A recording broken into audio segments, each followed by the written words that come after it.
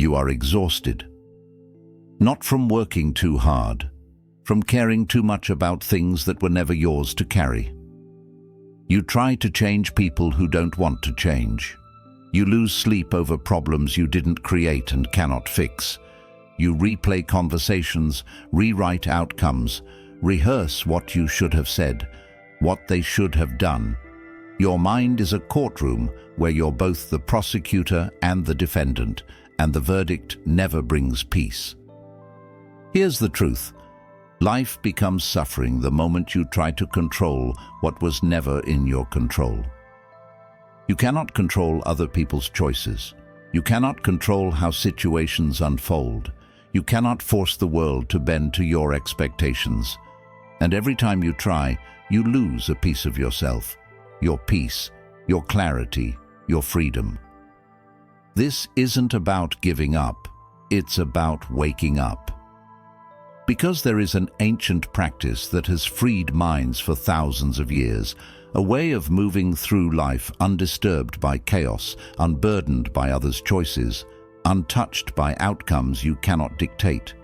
It's called detachment, not coldness, not apathy, not running away. Freedom. This video will teach you how to detach from people who drain you, problems that don't belong to you, and situations that steal your peace.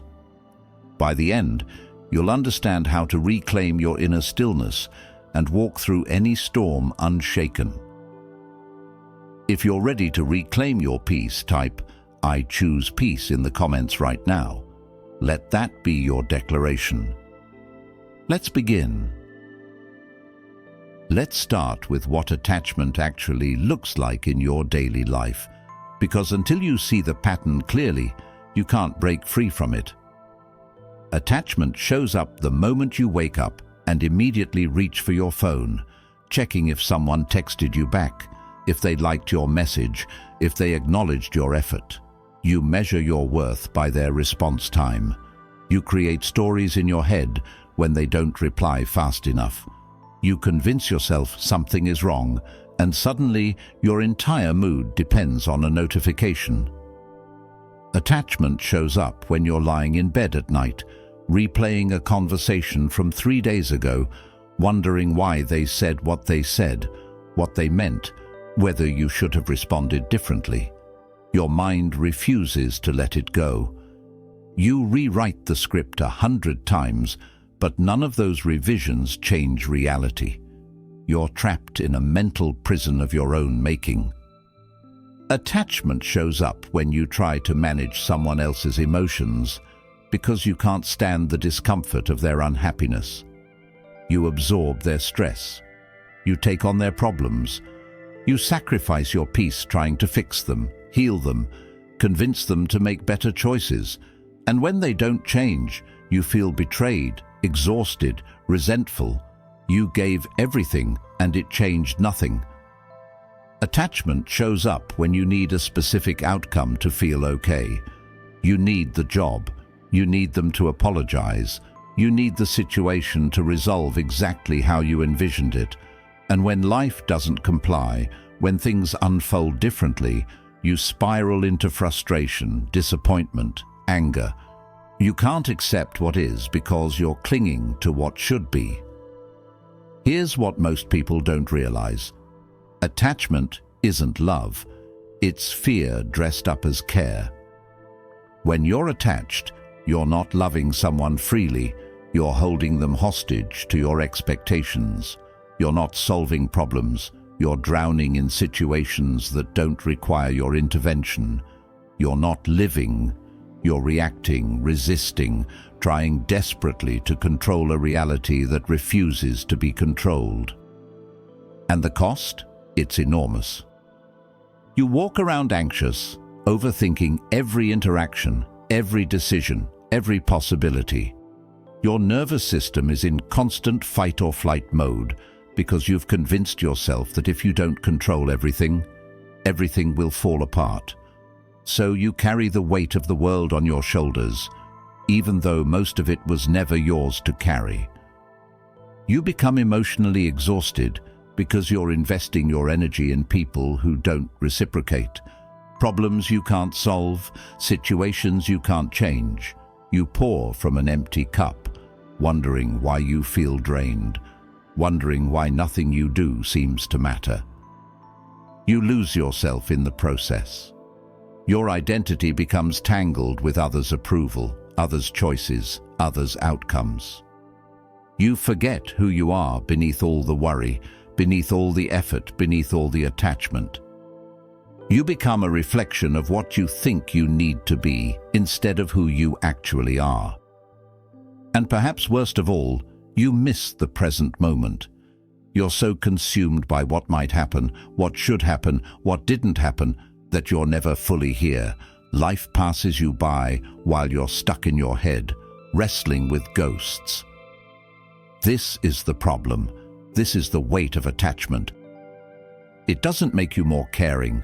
It makes you a prisoner. It doesn't make you more responsible. It makes you a martyr. It doesn't make your life better. It makes your life a battleground where you're fighting wars you were never meant to fight.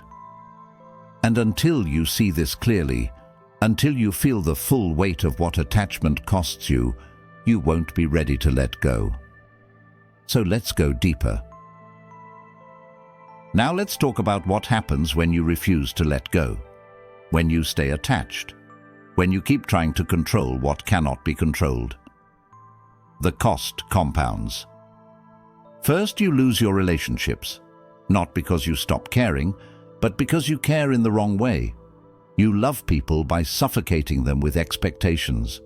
You try to mold them into who you need them to be, instead of accepting who they are. And people feel that. They feel your silent demands, your unspoken contracts, your need for them to change so you can feel okay. And eventually they pull away. Not because they don't love you, but because loving you has become exhausting. Attachment poisons intimacy. It replaces connection with control. It replaces presence with pressure. You think you're being devoted, but what you're actually doing is making your peace conditional on their behavior. And no one wants to be someone else's condition for happiness. Second, you lose your potential. Because while you're obsessing over things outside your control, you're neglecting the things within your control. You could be building something meaningful. You could be developing your skills, nurturing your passions, investing in your growth. But instead, you're stuck in mental loops, replaying scenarios, trying to fix people who don't want fixing, waiting for situations to magically resolve. Your energy is finite. Every ounce you spend on what you cannot change is an ounce stolen from what you could create. Every hour you lose to overthinking is an hour you could have spent becoming the person you're meant to be. Attachment doesn't just drain you, it robs you of your future. Third, you lose your mental health. Anxiety becomes your baseline. Stress becomes your identity. You normalize a state of constant tension because you've forgotten what peace feels like. Your body holds the score. Tight shoulders, shallow breathing, clenched jaw, restless sleep. You're living in survival mode, and your nervous system is paying the price. You develop patterns of rumination that carve deeper grooves in your brain with every repetition. The more you obsess, the more your brain learns to obsess. The more you try to control, the more out of control you feel. It becomes a vicious cycle, and breaking it requires more than willpower. It requires a fundamental shift in how you relate to reality. Here's the brutal truth. The tighter you grip, the more you lose. Think about it. When you try to control someone, you push them away. When you obsess over an outcome, you create anxiety that clouds your judgment and sabotages your efforts. When you cling to how things should be, you blind yourself to how things actually are, and you miss opportunities that don't fit your narrow script. Attachment creates a paradox. In your desperate attempt to secure what you want, you guarantee that you'll suffer regardless of the outcome. If you get what you want, you'll immediately fear losing it. If you don't get what you want, you'll feel devastated. Either way, you lose your peace. And here's what you need to understand. This pattern will not magically change. If you don't intervene, if you don't learn a different way, you will continue this cycle for years, maybe for your entire life. You'll keep attracting the same problems, creating the same suffering, wondering why nothing ever feels different. The cost of staying attached is your life itself, not your physical life, but the quality of your existence, the depth of your peace, the freedom of your spirit. So, what's the alternative? The alternative is detachment. And before you misunderstand it, let's be clear about what detachment actually means. Detachment is not indifference. It's not coldness. It's not shutting down emotionally or abandoning the people you love or walking away from your responsibilities. Detachment is freedom from the tyranny of outcomes. It's the ability to care deeply without being destroyed by results. It's the wisdom to distinguish between what's yours to manage and what belongs to life itself. The Stoics had a name for this, the Dichotomy of Control.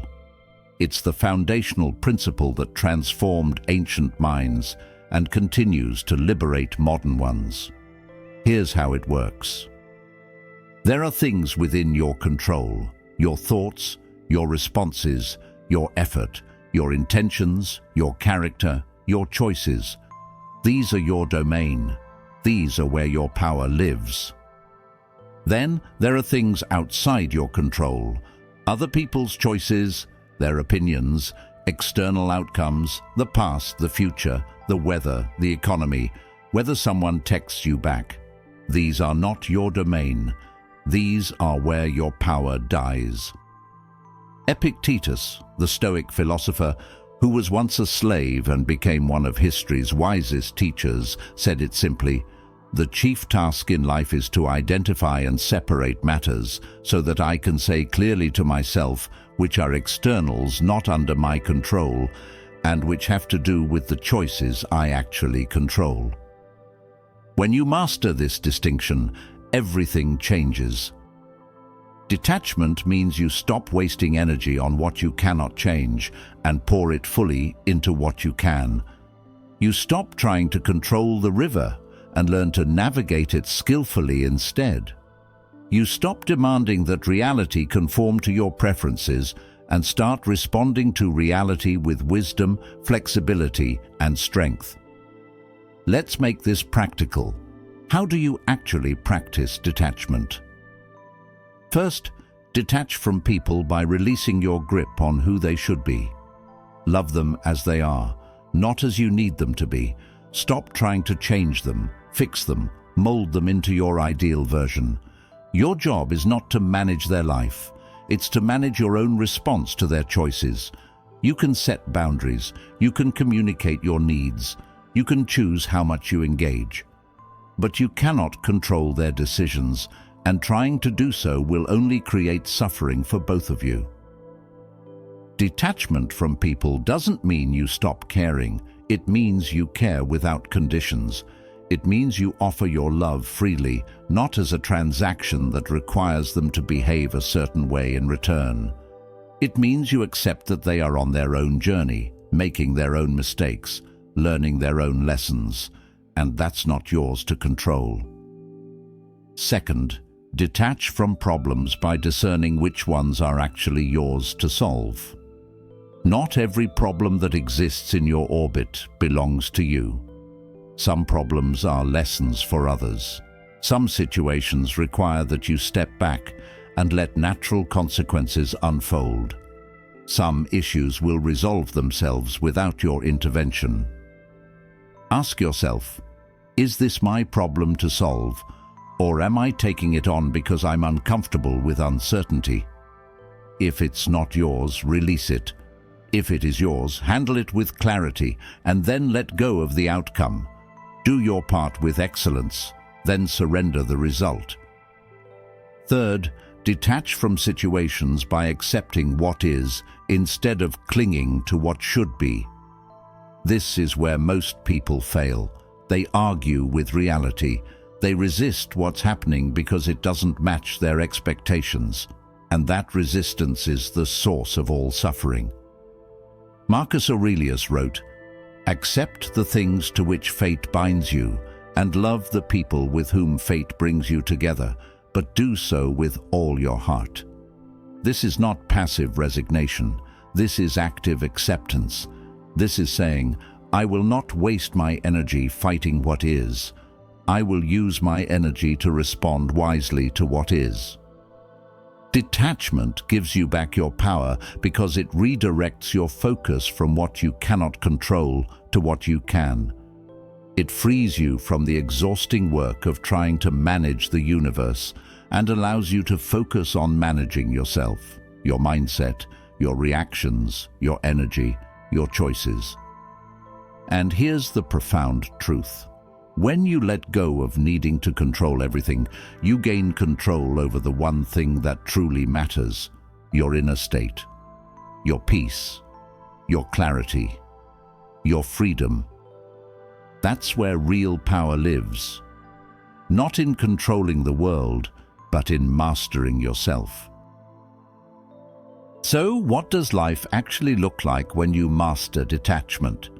What changes when you finally release your grip on what was never yours to hold? Everything. Imagine waking up without immediately reaching for your phone to check if someone validated you.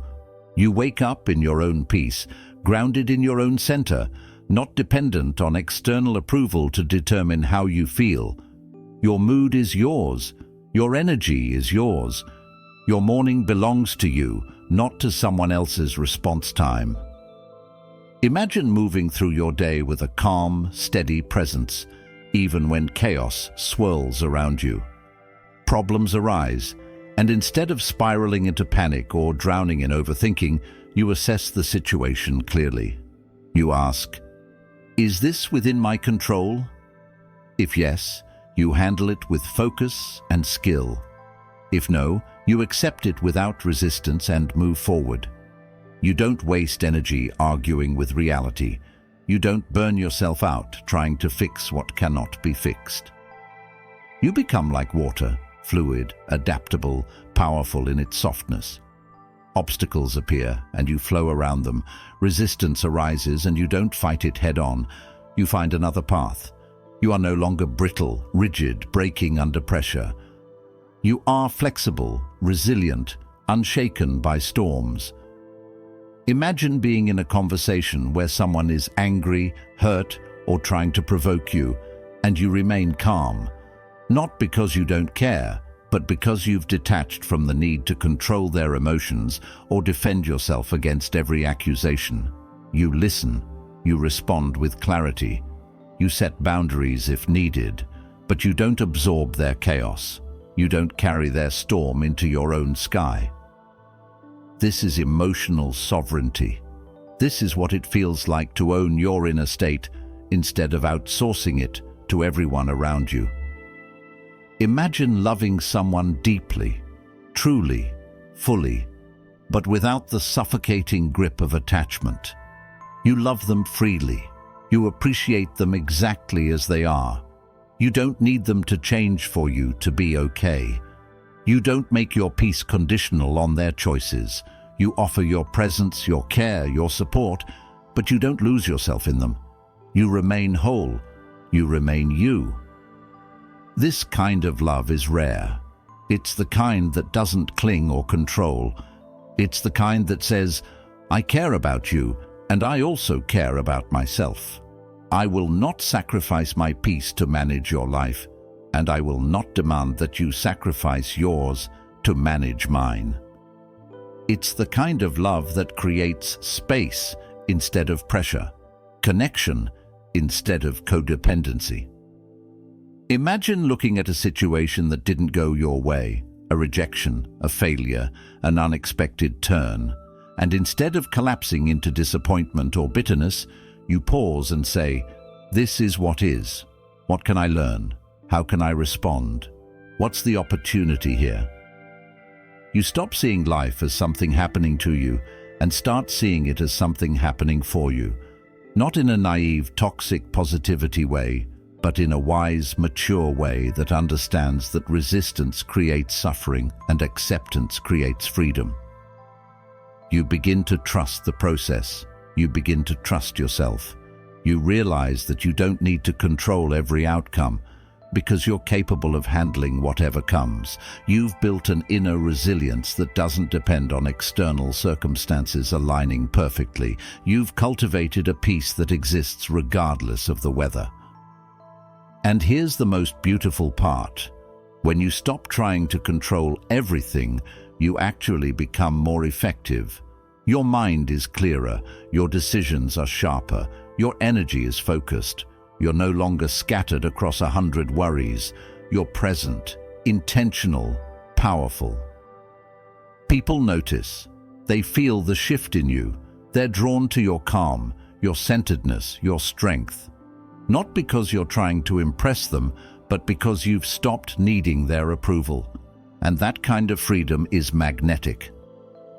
This is the transformation. This is life on the other side of detachment. You walk through the world unburdened. You love without losing yourself. You care without carrying what isn't yours. You engage fully with life while remaining internally untouchable. You become free.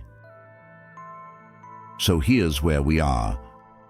You cannot control other people. You cannot control most situations. You cannot dictate outcomes. And the moment you accept this, truly accept it, you reclaim your power. Detachment is not weakness. It's the ultimate strength. It's choosing peace over control. It's choosing presence over anxiety.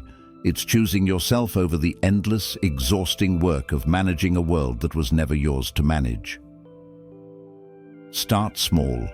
Today, notice one thing you're trying to control that isn't yours. Name it, then consciously release your grip. Feel what happens when you let go. You don't need to fix everyone. You don't need to solve every problem. You don't need to force every outcome. You just need to return to your center, again and again. That's where your peace lives. That's where your freedom waits. Walk through the storm unshaken. You already know how. If you're ready to walk through life unshaken, leave a comment below, I choose peace. And subscribe to the Stoic Mode, hit that notification bell. This is just the beginning of your transformation. Thank you for being here. Stay centered.